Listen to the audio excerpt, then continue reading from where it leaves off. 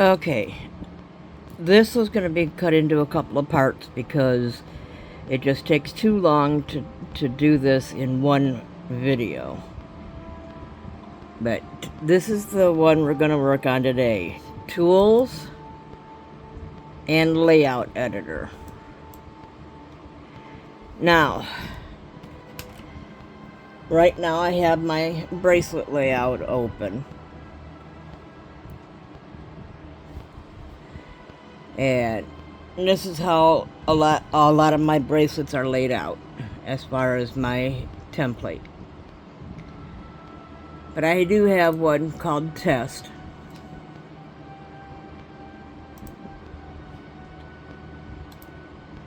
Now, what you do to get this area right here is you click on this and you drag it over here. This is your text area box. Then you drag it over here, and while it's highlighted, you can change the color, the size of the font itself. I prefer this box itself to be centered.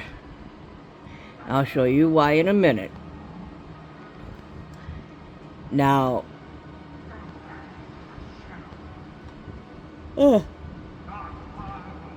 sorry.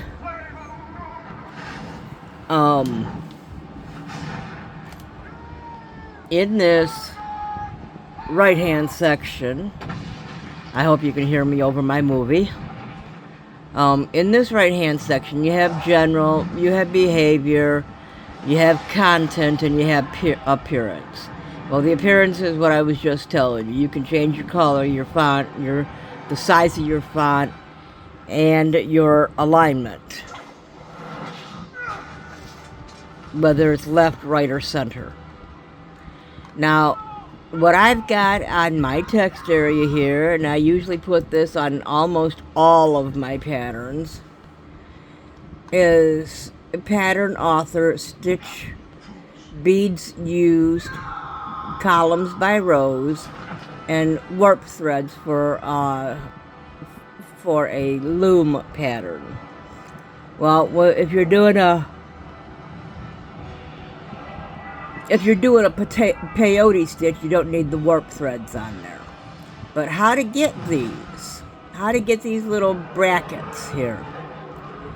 You right click, and you've got document, which gives you page, pages, your date, which is the full date, or the month, day, or year. Now, the next one says pattern.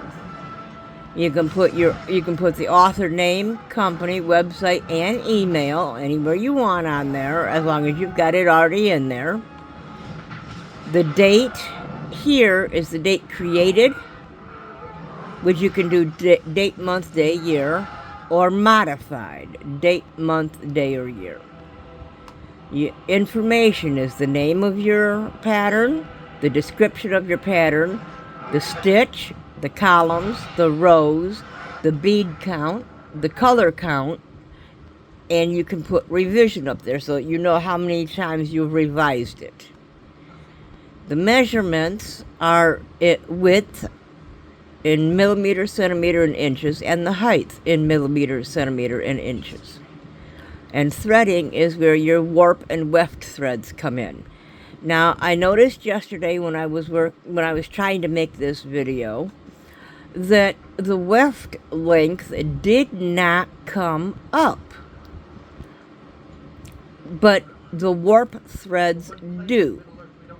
Warp thread tells you how many threads to put on the loom to have the number of beads that you need. You'll always need one more warp thread than you do beads. And then wait a minute, that was information, measurements, and thread. Okay, I already did those. Bead tool version, you don't need that on there. Nobody wants to know what version of bead tool you're using. So that's where all this comes in at. I'll explain all those in a little bit.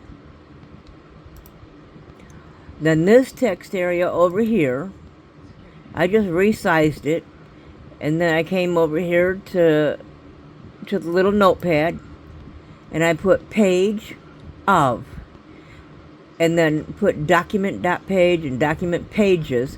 Now what this does is it tells you page 1 of how many pages. And then on page 2 it'll say 2 of. Sometimes it does not do that unless you put that extra text box up there on each page. Okay, down here is where I've got the bead legend put. And when you put fit, it means that it'll fit it in that box. On the paper when you print it out. Again, you have appearance, which is your color, your font size. You can have it bold, italic, index, number, description, and count. Now,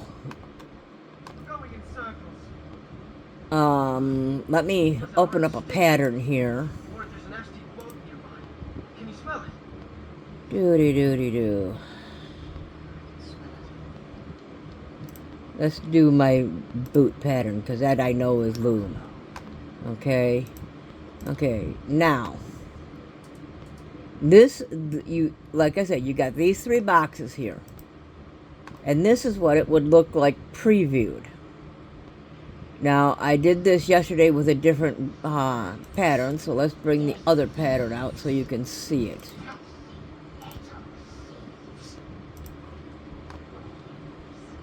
So you can see exactly how this layout looks with this.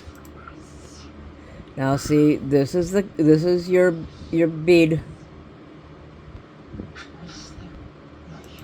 your bead legend.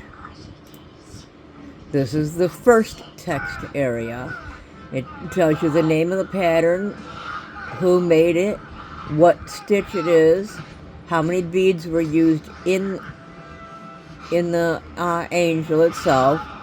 It's 48 columns by 73 rows, and you need 49 warp threads. Now, I'll tell you how I got the rest of this in just a minute. I'm already at 8 minutes, so I need to cut this off and continue in another one. Be right back.